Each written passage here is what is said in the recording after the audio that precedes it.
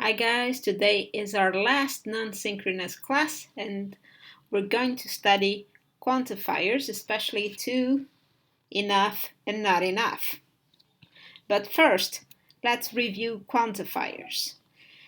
You probably remember quantifiers from last semester, and you probably remember that quantifiers are special words that we use when we want to talk about quantity or amount, but we don't want or can't use numbers. To understand quantifiers, we have first to remember the notion of countable and uncountable nouns. Countable nouns are those that can be counted by units 1, 2, 3, 4. Uncountable nouns can't be counted. We have two examples. First, I bought some meat in the market. Meat is an uncountable noun.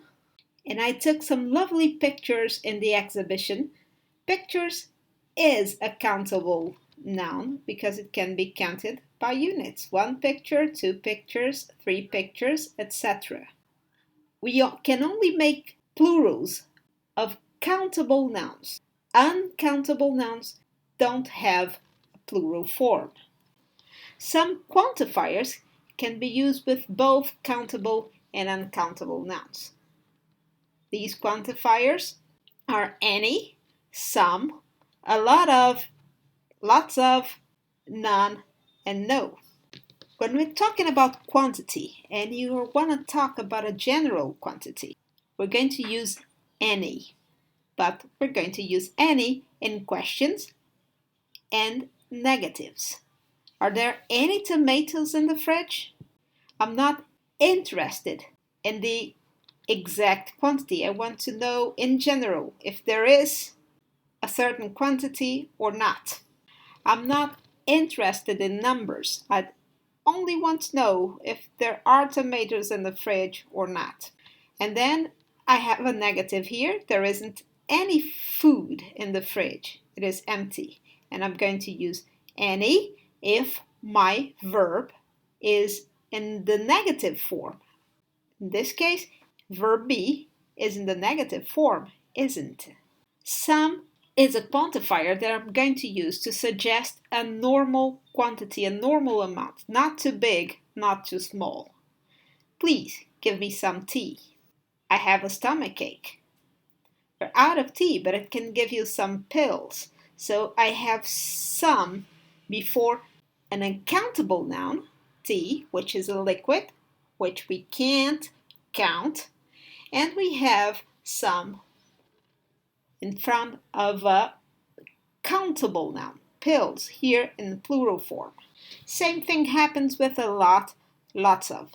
A lot of or lots of, they express a large, a big quantity, and it can be used with countable or uncountable nouns, as we can see in this affirmative here. We most of the time use lots of and a lot of in affirmative sentences. He drank a lot of beer. Beer is uncountable.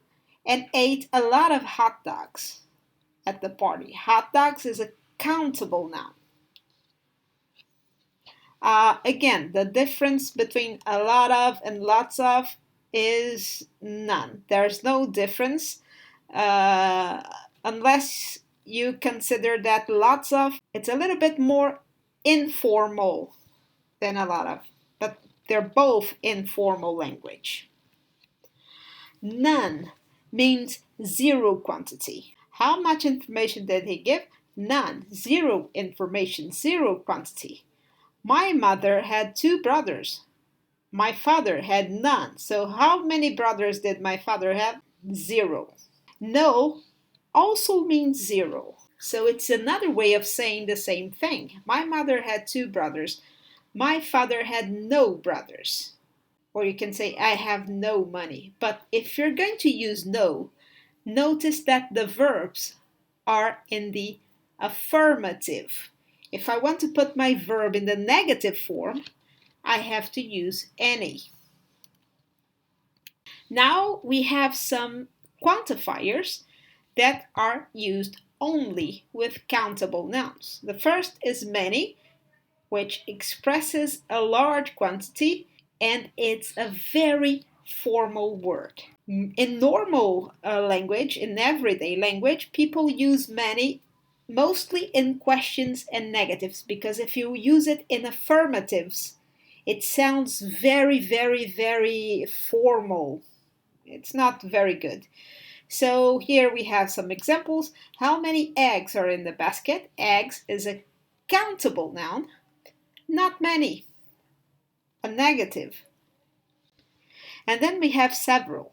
Several expresses a quantity that it's right there between a medium quantity and a large, a big quantity. So several is right there in the middle. We're going to use several in affirmative sentences, and it sounds a little more formal. Well, several people have complained about the plant.